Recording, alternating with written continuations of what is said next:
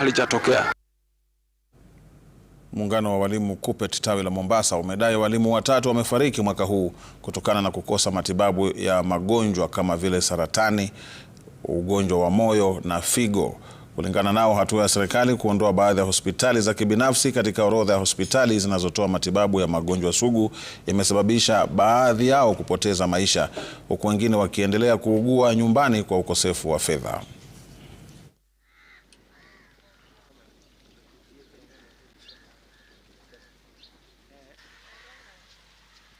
We are only having one request.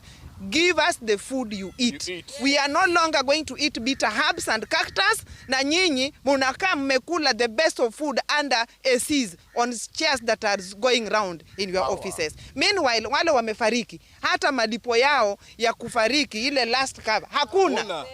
Wamechukua walimu wamewarundika kama makondoo, wanasema mwalimu akifa mutatafuta family itapewa 300,000. Yet in theirs we have gone through wanalipwa 18 million and above. Kwani our life is different from the life of TSC staff? Walimu hawana pesa. Walimu mshahara wao ni kidogo.